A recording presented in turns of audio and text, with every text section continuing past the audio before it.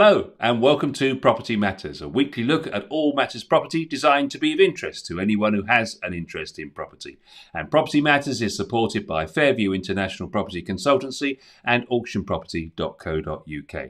Each week we talk through the big property stories of the week and chat from time to time to a variety of property professionals. So we'd love you to get involved in the conversation by adding your thoughts in the comment section below wherever you're watching us today. And also don't forget to like and subscribe so you know when we go live. And also we'd like to welcome those people watching us on the weekly mail out that we do on the Monday after the Sunday show. And more people joining us on that. So it's great to see you watching us on Catch Up as well. Joining us this morning for Property Matters is Joe Joshi as always. Morning, Joe. Morning. Yeah, never a dull moment in property. It's, my pet subject. As you know, I'm very passionate about it. And we got plenty to cover in the week, along with some amazing updates on, of course, the long-awaited Crossrail. Indeed, and of course this is the week in property that we've had the Chancellor give us £400 off our energy bills, but we won't be spending too much time on that. It's not really property related, but certainly something for households to consider facing these huge hikes in their bills in the autumn again. But we're going to start actually with a case of a property auction, and it's not something that we've really specifically covered in great detail, Joe, but there's a story here of a chap who's basically bought himself, a guy called Mr. Ridge, who's a chartered surveyor by trade. He successfully purchased a one-bedroom flat via an online auction last year. When most people are looking at Rightmove and the local estate agent, not everybody considers looking for a one-bed flat as a first-time buy in an auction. So he wasn't planning to do that, but he saw something and he thought, well, I need to look somewhere to look for somewhere to live that's going to be affordable. So in the end, he only became aware of this property 10 days prior to the auction, and he ended up buying the property in Earlsfield in southwest London for $350,000, which seems reasonable. He reckons it's already worth $425 to $450. He only paid $5,000 over the asking price, the guide price. So he reckons that he was probably the sole bidder on that. And he says before making the purchase, he looked at two other properties via auction, though he decided against bidding on one and he missed out on the other. However, he thinks that the process was invaluable because it gave him an understanding of how it all works and to appraise the risks, and it also gave him confidence to buy at auction. But he said that with the market overinflated at the moment, and all the crowds risking to get a property to get on the ladder, you risk paying over the odds. By taking this approach, he felt there was less competition for good opportunities. What's your thoughts on that, Joe? Yeah, as you know, as a property auctioneer, it's very close to our hearts. And I've always been an advocate to say that buying at auction is not just for investors and people that think they want to find do-uppers and cash purchasers. It is really quite wide open to all the buyers, including first-time buyers like this gentleman. And primarily because, as you said, there's lesser competition because most people are probably scared in their minds to sort of think, well, will I take that risk? Will I have the money? Can I do this? Can I do that? And so therefore, he's got lesser competition than he would perhaps in the private treaty, where there's more people that are going to borrow on a mortgage and probably bid higher on the basis that they want to secure it. It's just that the process takes much longer. As we know, private treaty process can be anything between 3 to 6 months sometimes, though people try to profess it's 3 months, but I know for sure that it can be just expanded by sort of table tennis, ping pong by lawyers about little documents that are missing and so forth. Whereas the property bought at auction means that they've actually got a pretty comprehensive legal pack to make an informed decision up front. And it's just a case of knowing and having the confidence like this gentleman to be able to say that I can actually bid for this and I've got the money. Now, as you can see, that he's probably set up a situation with a bridging facility in the background.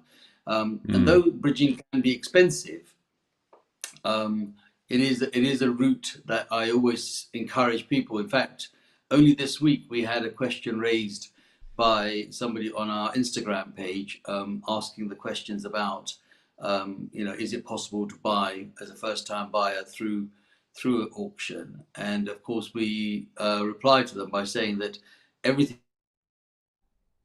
as long as you're prepared. and even if you're going to have a mortgage, you can have your mortgage survey done on the property prior to auction and have a approved mortgage so that you are ready to complete when if and when you are successful in the bid.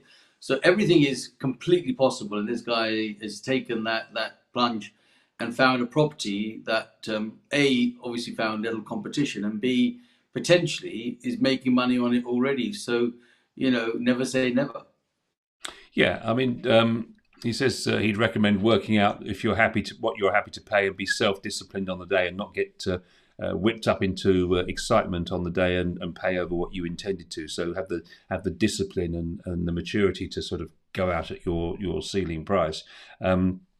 Because you will run out of money long before you run out of good opportunities. So don't be disappointed if you're outbid, which I think is a good piece of advice.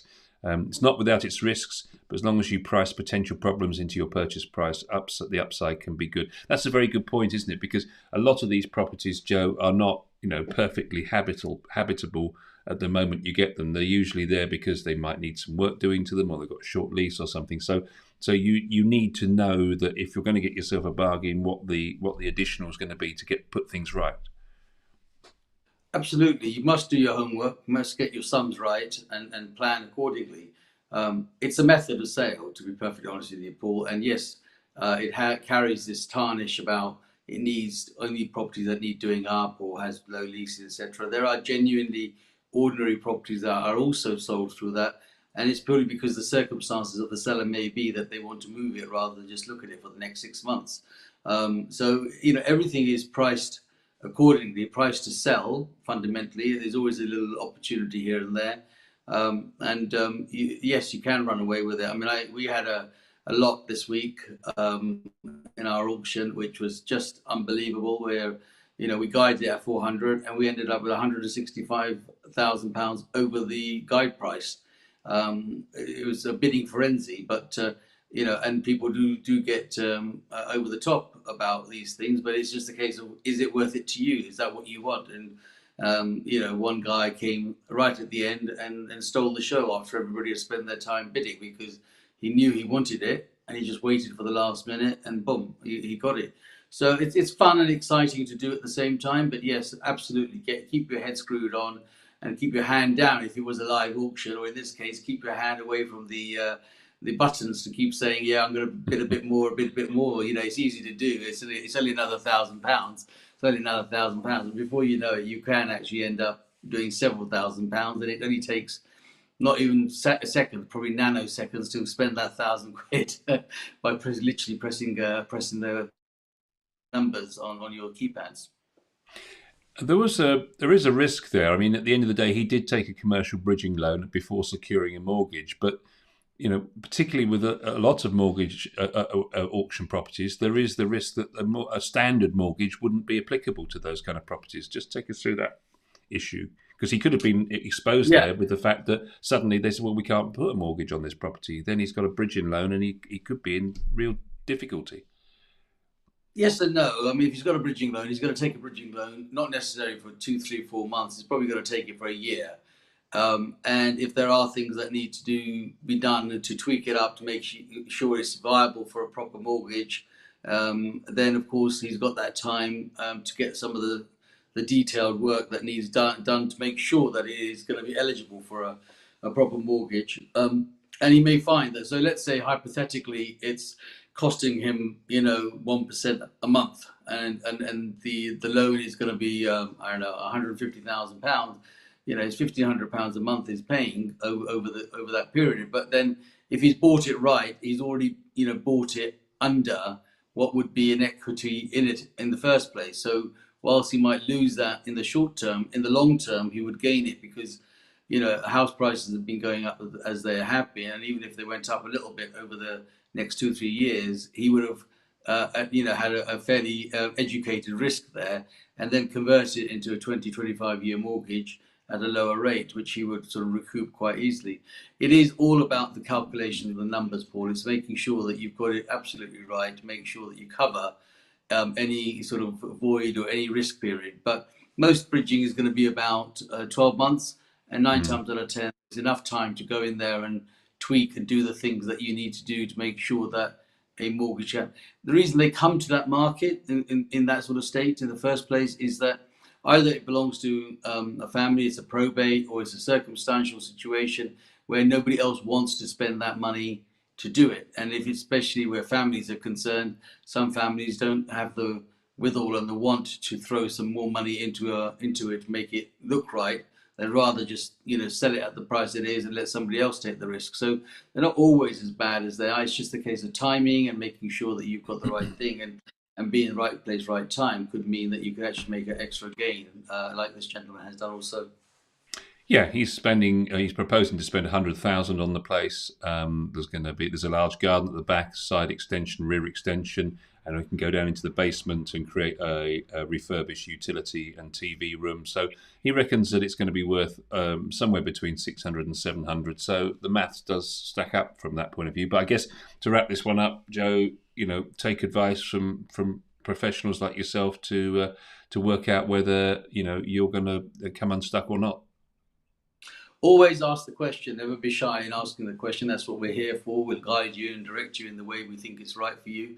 And if it's not right for you, we'll also tell you it's not right for you, because at the end of the day, we don't want you to risk your money and sort of feel responsible that we've given you a guidance that is actually inadvertently you've taken a risk on spending your money. But always take advice, take guidance, and of course we're here to help you guide through that at any time. So always contact me at auctionproperty.co.uk.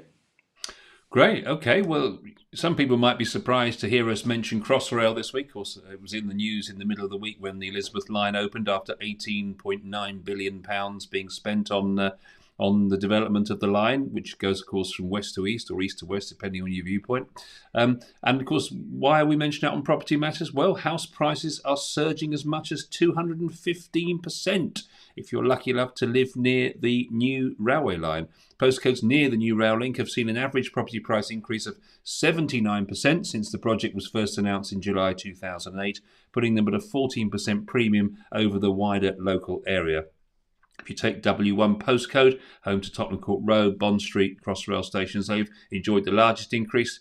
While back in 2008, the average property price there was $725,600, and now it's got 215% to 2.3 million, Joe. Quite something. So there's a story of good investment on a property, isn't it? And I'm glad we brought this. But first of all, congratulations eventually to the success of the Elizabeth line, and of course, being that it's the Elizabeth line, and the weekend, next weekend coming up with the Jubilee, we salute the Queen and of course the Elizabeth line that's finally come to a finish. I think the thing that's really quite sort of important to see here is that communication is the real key to property. And I'm not saying by telephone or whatever, but literally rail communication, people being able to get from A to Z in a much quicker form of time, comfort, etc., makes it more attractive to live in those particular areas. And what this Elizabeth line has now done has made areas that were originally not accessible more accessible and much easier to get to, and therefore the London postcode, for what it's worth, or the London area has now widened much more and brought in more outer towns into London. And even though they're not London, they are now made to feel part of London because the Elizabeth line now connects it directly into central London. So just think that it goes out as far as Reading, and then out as far as I think Shinfield on one side, and so forth. So it's brought in it's brought in a big area now that is now incorporated into inverted commas London, and that is only going to help the communication. But overall, it's also going to make accessibility for youngsters to go a bit further out of central London to be able to have affordable properties in the short term, which of course will rise. So now is a good time to do it, even though people have been buying and increasing for the last 18 years, 19 years that it's taken to get to this stage. What it has shown is that that's on the journey. Now we are in the journey, and so watch this space over the next 5-6 years. What those areas that we weren't able to get to, and now people can get to, will increase. So that's a great opportunity for investors, an opportunity for first-time buyers to get in there and get on with it right now. Obviously, good news for Property Matters, of course, because we'll have this subject to cover and showing the growth of this investment that they've made into the what an amazing piece of engineering, in all honesty. I was thinking about this the other day, Paul, and I was thinking that in our lifetime, some of the most amazing things. They said that the Eurotunnel would not make it happen, but now look at it. It's just something you take for granted, isn't it? You just sort of jump on and get to Paris, and away you go. And then you've got the Elizabeth Bridge over Dartford, which was quite an amazing piece of engineering. Of course, the M25 itself, which I know is the largest car park in the entire world. But nevertheless, what it opened and did for communication was quite amazing. And now the Elizabeth line and Crossrail, it just goes to show the quality of workmanship, the engineers, and what United Kingdom has to offer the wider world. And of course the people that live here. So really, really pleased and really proud to be part of that in our time. Well, if you take SE18 postcode, which is Woolwich, Goodmayes, Seven Kings, Romford, Twyford, Manor Park, excuse me, all doubled in value in the period since 2008. And of course, journey times you mentioned there, Romford to Liverpool Street, now 27 minutes, which is quite something. So Romford really, very, very close to London in terms of time. And Stratford to Bond Street just 15 minutes, which is quite something.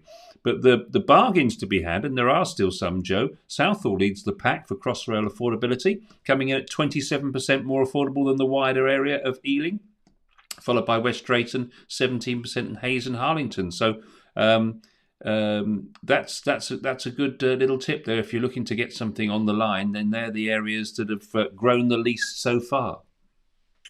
Yes, and I think Ealing is probably going to go through the roof because it has 5 stops in Ealing for it. And so all of that journey, all of that area, from Hanwell, Ealing, West Ealing, South Ealing, all of those stops, including places like I think Acton and so forth, are just going to go through the roof. So if you're looking to buy and invest, there are good areas to buy and invest in, and even for the rental market, they're great because people will rent there now that the accessibility through the Elizabeth line takes them into central London and across much quicker. And also companies and work. This whole thing about the pandemic that has made people work from home. You'd be quite surprised how many doors this has now going to open, because I know that we've got properties on the market in Romford, and that journey for me by car is an hour and a half. So I can see, and parts of Romford is really nice, and parts of Romford is not so nice. But I will see that as this communication opens and opens the door much more, Romford will probably start to shape up better in the future. Yeah, you can see some of the price increases here on the screen. So you can see Woolwich 128%. Look. But Abbey Wood only 93%. Twyford 110%. West Ealing 98%. But then in the centre, of course, you've got Tottenham Court Road and Bond Street at 215. But they mentioned, for example, at East Ham near Manor Park, there's a 3-bedroom, 2-bathroom apartment with a large open-plan kitchen and a private balcony, just shy of 500,000. So there are central opportunities to be had still.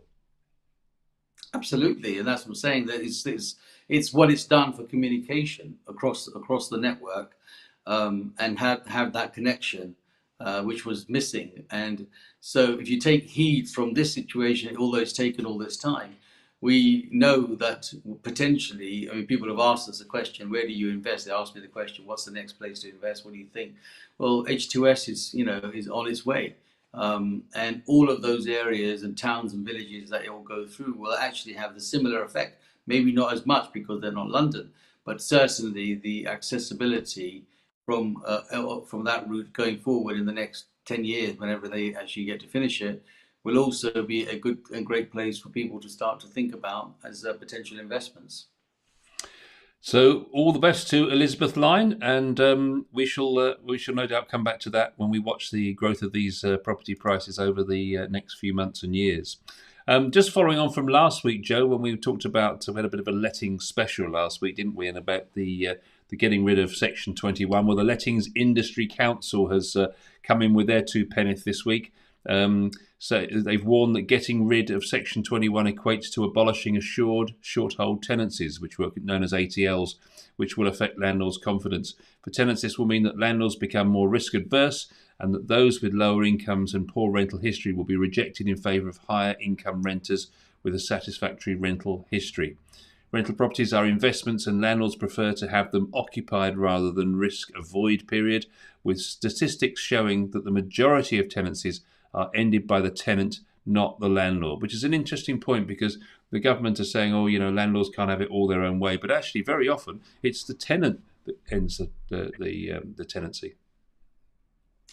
Yes, I mean, this subject is going to go on for some time, and as we covered it as a full lettings program pretty much last week, you may recall that I was of the view that they're using a sledgehammer to crack a nut here, and using the Section 21, which is I don't believe is actually broke, or what they can do is be tweaked and amended in order to accommodate, but it's now being very sort of weighed and sort of towards the side of the tenant. And of course, that will make landlords very, very wary of what they're going to do and how they're going to actually rent property. They will be very conscious and cautious to who they want to rent it and what those circumstances will be. And so there will be people that will miss out because their affordability isn't there, or they may not have a job that gives them the amount of income, or their circumstances may be that they had some bad credit, and all those things will be taken into consideration. And then, of course, that will make it difficult. And so we will get not so much rogue landlords, but we'll get landlords that will ask for silly monies and perhaps bigger deposits and things that they know that people can't find and find it difficult to get that money up front in order to be able to accommodate. Now, if you remember the story we covered last week where a chap said, well, here's £400 worth of my deposit, but that £400 was probably not even going to start. So things like that will become an issue where people will say, well, actually, I don't want a 1 month's deposit. I want maybe 6 months worth of deposit now, in order to make sure that I'm protected, because you're not credit worthy, or you don't have the income to support it, and even though you believe you can, what we don't want to do is take. So it's going to create a lot of issues for both investors who are landlords, and of course tenants.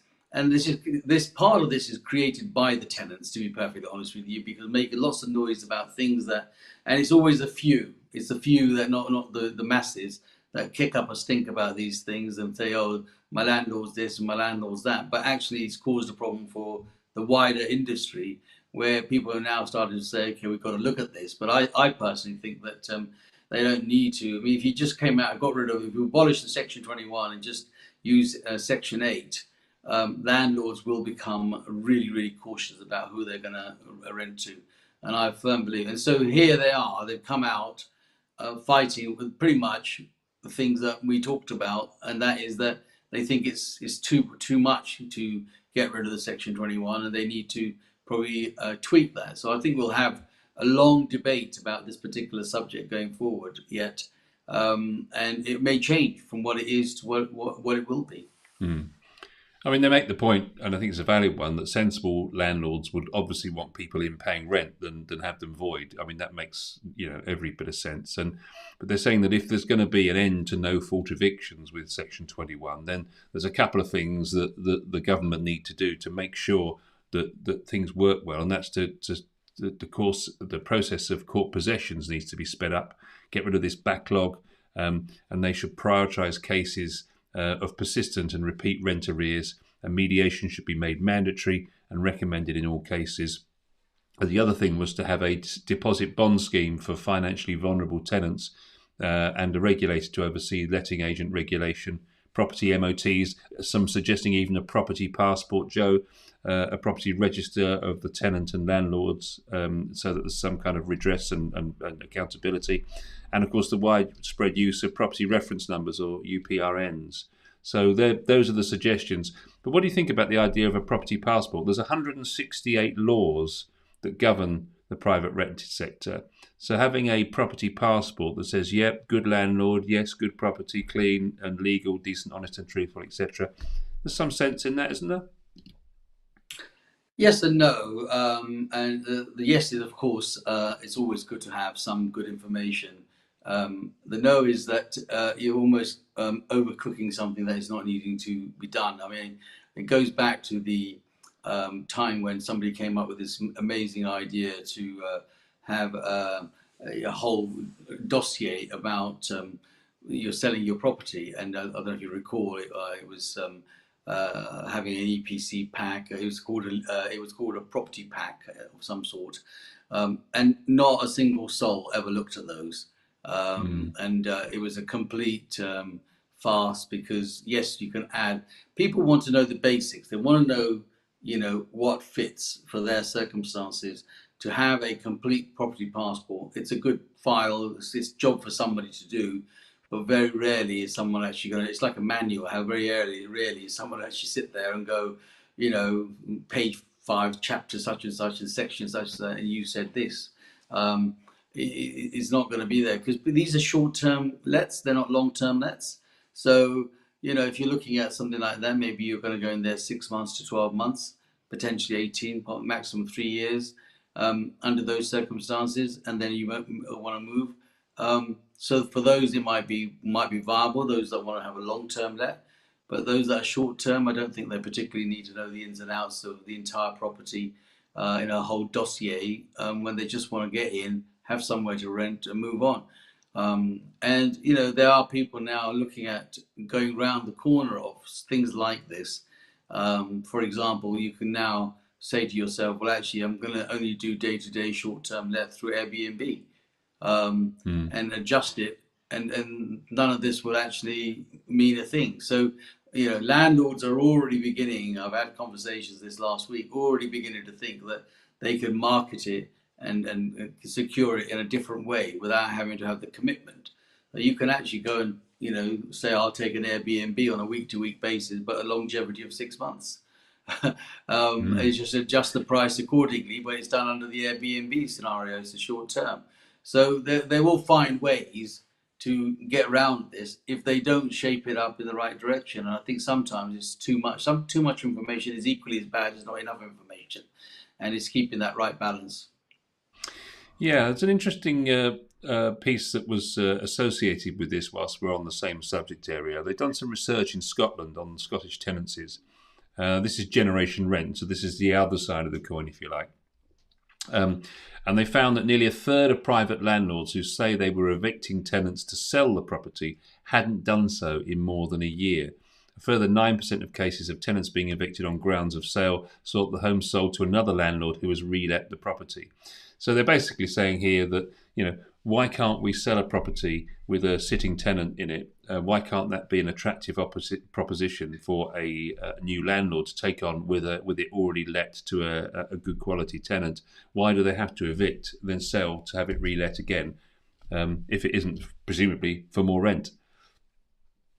Number of reasons really on that. So first of all, when somebody's borrowing money, it may be that having a tenant in there doesn't give them the equation that they require to borrow the maximum amount. So it's better to have it vacant, so that they can actually have the maximum borrowing, and then go back to the market either by an increased rent to cover it.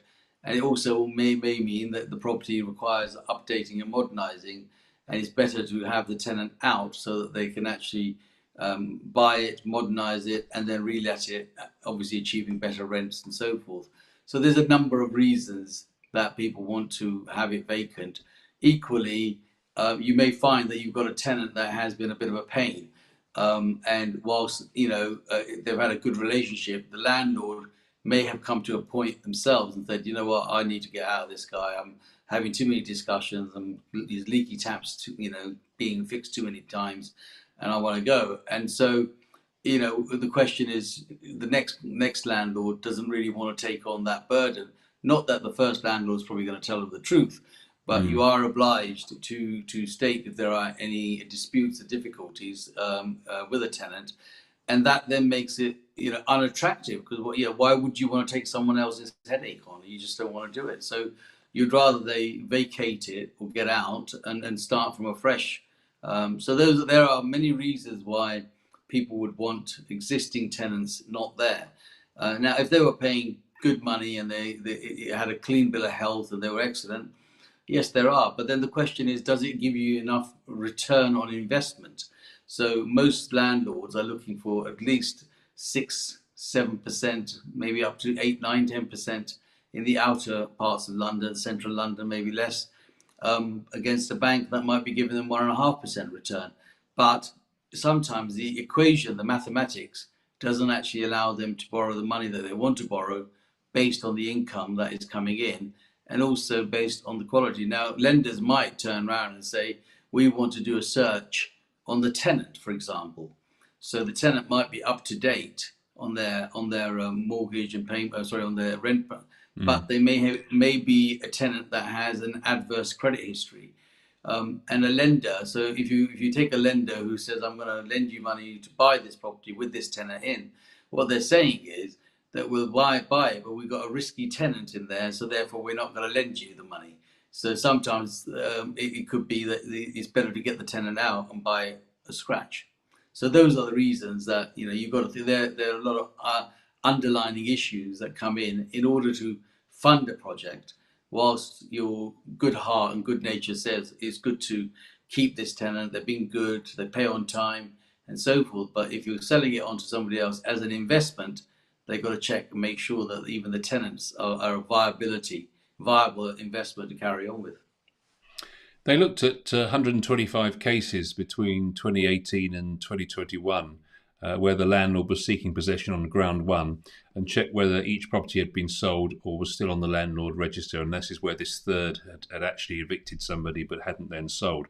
But what was interesting in the figures also, just over half, 53%, had both been sold and left the PRS in line with the landlord's original intention. So that's actually just over half of those cases, of the 125, over half of those had actually fallen from being rental stock and presumably had been sold to a first-time buyer or someone who was going to live in it. Yes, because change has to happen, and there are a number of reasons why those rental stocks come off. It might be that the landlord has a property that has a low lease and doesn't want to extend the lease, and it's now not a viable proposition. It might be that property needs modernising. It might be that the tenant that they've had has left it in such a poor state, aka our last week's visual, that it's better for them to clear them out and clear the property and move that asset on. Because, even tidying things up and cleaning them up means that the money that a landlord has made is actually put back in to bring it up. And they could ultimately be out of pocket because they might have made, let's say, I don't know, £200 a month as an uplift on their thing. And £200 a month, that's £2.5 grand a year, give or take.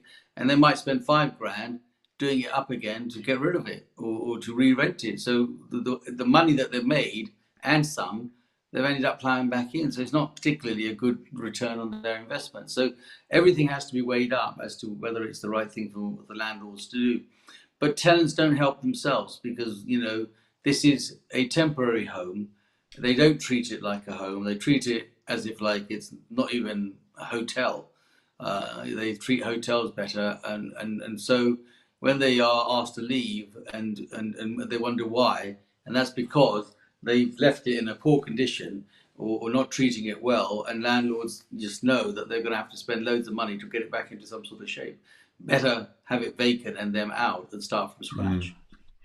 Yeah, landlords now have to prove their intention to sell, so they must demonstrate that they've got an appointed solicitor, estate agent or other professional to prepare the property for listing.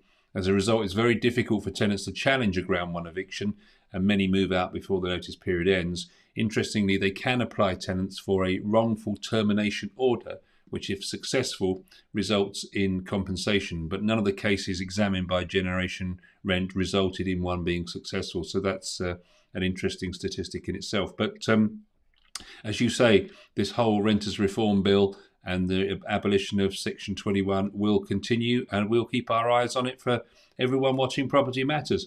Lastly, but no means leastly, this week, Joe, we're off to Art College in Grimsby. Yeah, not or we so might much have of done an a few years ago, perhaps. I was going to say not so much of an art or art college now, but I suppose it is a artful thing that is a very characterful property, as you can see in its heyday. Quite a grand looking building in the area, but sadly, it is now no longer